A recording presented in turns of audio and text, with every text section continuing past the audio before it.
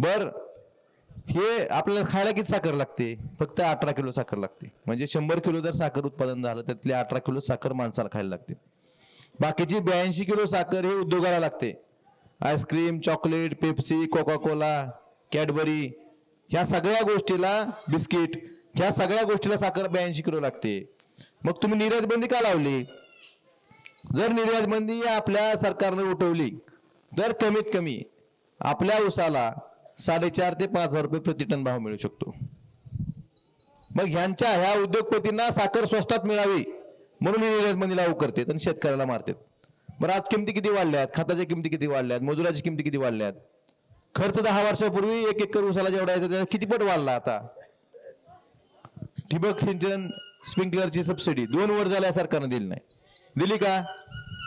दिले काय? सोयाबीनचं हमीभाव केंद्र चालू करतो म्हणले, चालू केलं का हमीभाव केंद्र? नाही केलं. 3-3 वर्षात सोयाबीन शेतकऱ्याच्या शेतात आहेत, घरात आहेत. त्यामुळं आपण विचार केला पाहिजे की ही लोक शेतकऱ्याच्या हिताची आहेत का? ही फक्त मोठ्या मोठ्या उद्योगपतीच्या, मोठ्या मोठ्या व्यापाऱ्याच्या हिताची काम करतात. त्यामुळं आपण ह्या निवडणुकीला सामोरं जाताना आपण शेतकरी म्हणून गेलं पाहिजे. पुढं आपलं भवितव्य ह्या लोकांच्या हाती सुरक्षित आहे का?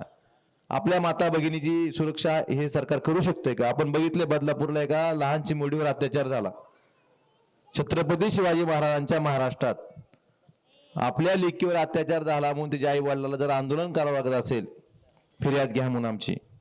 ज्या शिवाजी महाराजांच्या काळात एका स्त्रीकडे जर वाकड्या नजरेने बघितले त्यांचे डोळे काढले जायचे, त्याच महाराष्ट्रात माझ्या लेकीवर अत्याचार झालाय, माझी फिर्याद घ्या, फिर्याद घेत नाहीत, पुरावे लपवतायत असं म्हणून जर पालकांना आंदोलन करावं लागत असेल तर ह्यापेक्षा ह्या महाराष्ट्रात दुर्दैव दुसरं कुठलं आहे का? मग अशी लोक आपलं रक्षण करू शकतात का? पोलीस स्टेशनमध्ये गोळीबार होतो धडधाकट आणि अशा लोकांना मोकळं सोडलं जातं. सापडले का सीसीटीव्ही फुटेज त्या शाळेतले? अजून मी सापडले नाहीत. का सापडले नाहीत? कारण ह्यांच्या संबंधित लोक आहेत ती. त्यामुळं आपण लक्षात घेतलं पाहिजे की आपल्याला कुठल्या लोकांना निवडून द्यायचंय. आता सांगितलं सागरनी काहीतरी भाजपचा बाण चोरला, भाजपवाल्यांनीच बाण चोरला. बाण हे भाजपचाच आहे होय? मोदी शहाचा बाण आहे, बाळासाहेबाचा बाण नाही. मग उमेदवारी त्यांचाच असणार की? कुणी दिला यांना बाण? आपल्या बाळासाहेबांनी जी शिवसेना स्थापन केली होती त्यांच्या मुलाकडनं, ते हयात असताना उद्धव साहेबांना कार्याध्यक्ष केलं होतं, पक्षप्रमुख केलं होतं, त्यांच्या मुलाकडनं त्यांच्या पक्षाचं नाव, चिन्ह हे कुणी दिलं ह्यांना? मग उमेदवारी कोण देणार? मग काय सहज साध आहे, जनच केलेलं ना. करता धरता कोण आहे? भाजपच आहे, मोदी शहाच आहेत. मग उमेदवार कोणाच्या मनावर राहणार? मग ह्याने काय म्हणायचं नाही की आमचा उमेदवार नाही म्हणून, कारण त्यांनीच त्यामुळे ज्यांनी केलंय त्यांचाच उमेदवार असणार. त्यामुळे आपण लक्षात घ्यायचं की ही बाण भाजपनं जाणीवपूर्वक आपल्या शिवसैनिकांमध्ये संभ्रम निर्माण व्हावा म्हणून दिलेला आहे. ही बाळासाहेबांचा बाण नाही, ही उद्धव साहेबाचा बाण नाही, ही शिवसेनेचा बाण नाही, ही बाण मोदी शहाचा आहे, फडणवीसचा बाण आहे. आपण ठरवायचंय ह्या बाणाला मतदान म्हणजे फडणवीसला मतदान. त्यामुळं आपण उद्धव साहेबांची काय चिन्ह आहे? मशाल आहे. त्यामुळे बाळासाहेबांची मशाल आहे, तुळजाभवानीची मशाल आहे. त्यामुळे मला आपल्याला एवढीच विनंती करायची आहे की मागच्या 5 वर्षापूर्वी या मतदारसंघात मला उद्धव साहेबांनी विधानसभेची उमेदवारी दिली. आपणही मोठ्या प्रेमानं मला मतदान केलं आणि मी आमदार म्हणून गेलो. पण 5 वर्षामध्ये मागच्या 2.5 वर्षात जे सत्तांतर झालं, ह्या सत्तांतरामध्ये मी तुमच्या मताशी आणि तुमचा स्वाभिमान कुठंही हे होणार नाही, मी तुमची मान कुठेही खाली जाणार नाही असंच वागलेलो आहे. आणि इथून पुढच्या काळात तुम्हाला अभिमान वाटेल असंच वागणं तुमच्या आमदारात राहील, तुमच्या शिवसेनेच्या आमदारात राहील. हे मला आपल्या प्रसंगी सांगायचं.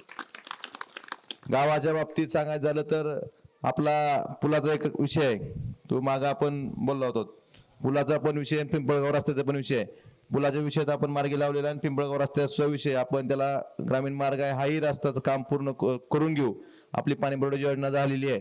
अजून जे विकास असेल, विकास कामं असतील, अण्णा असतील, सर्व त्यांचे सहकारी असतील, यांना मी एकच शब्द देतो की तुम्हाला विकास कामासाठी कुठलाही निधी कमी पडू दिला जाणार नाही, हे माझं वचन आहे.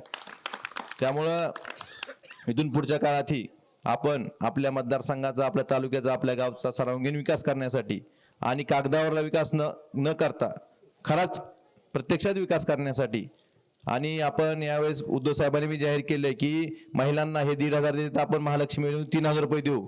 3,000 रुपये प्रति महिना महिलांना मिळणार आहेत. शेतकऱ्यांची 3 लाख रुपयापर्यंतची कर्जमाफी महाविकास आघाडी सरकार आल्यावर केली जाणार आहे. ह्यासाठी आपल्याला ह्या राज्यात महाविकास आघाडीचं सरकार आणणं गरजेचं आहे. त्यामुळे मी परत एकदा आपल्याला विनंती करतो की येत्या 20 तारखेला म्हणजे पुढच्या बुधवारीच मशाल या चिन्हासमोर बटन दाबून आपण परत एकदा मला आपली सेवा करण्याची संधी द्यावी आणि आज दुपारी 4 वाजता उद्धव साहेबांचे धाराशिव येथे विचार ऐकण्यासाठी आपण जास्त संख्येने उपस्थित राहावे एवढी विनंती करतो आणि माझ्या शब्दांना विराम देतो. धन्यवाद. जय हिंद, जय महाराष्ट्र.